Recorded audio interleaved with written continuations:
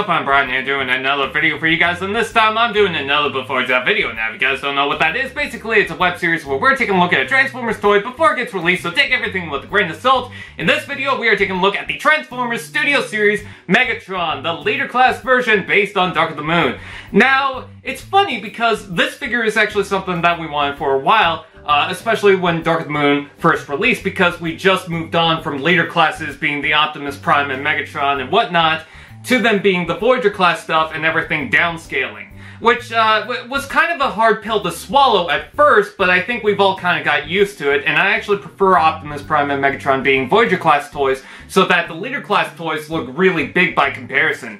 But anyways, people wanted a Dark of the Moon Leader class Megatron at least, so that they could compare that to the Revenge of the Fallen Leader class Optimus Prime beforehand. And well, we all kind of forgot about it, and now we got it. And I don't know if it's better compared to the original Dark of the Moon Megatron. I really like that Voyager class toy, and I think it did a very good job.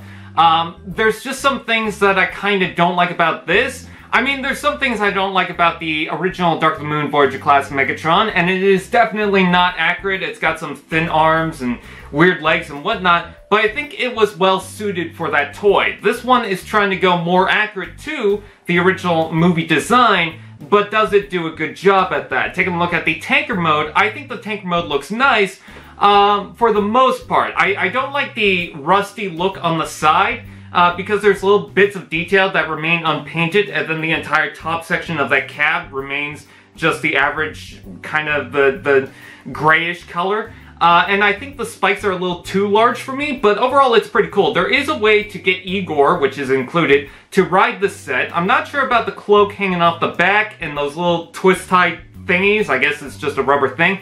But overall, the one thing that I'm hoping for this is that it's got some tilt mechanism, just like the original Dark of the Moon toy. And taking a look at the robot mode, I like the aesthetic for the most part, and I'm kind of getting used to it. I'm still not a huge fan of the squared off shoulders and the panels and whatnot, but I don't think it's that bad. What I don't like is the lower legs, and not just because it's got a huge chunk of the kibble just kind of, you know, folding around trying to make the leg, but it's because the lower section has this bulky look, and then the knee itself looks super thin.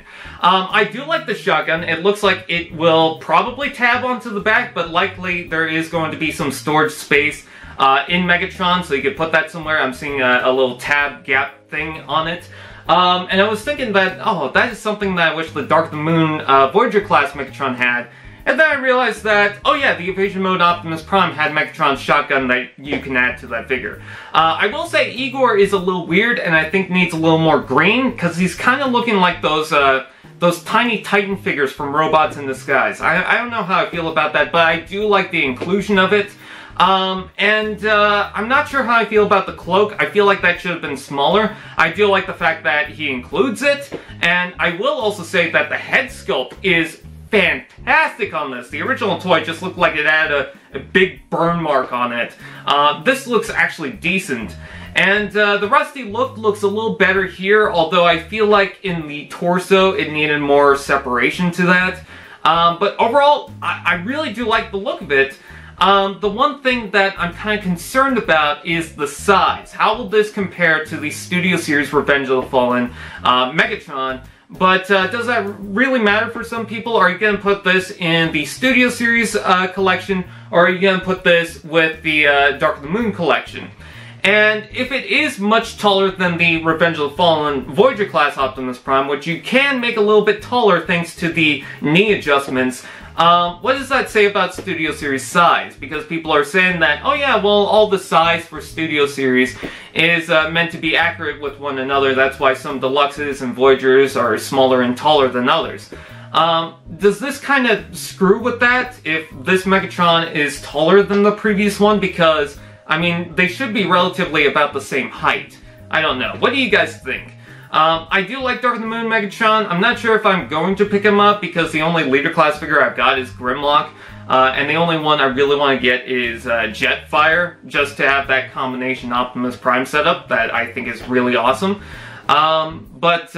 You know, I do like the Dark of the Moon film, and I do like this design. I thought it was creepy looking and evil, and you just look like he got his shit kicked in. So, with that out of the way, what do you guys think? Please comment below, let me know. With that out of the way, please like, comment, share, subscribe to all those fun doodads, and I will see you guys next time.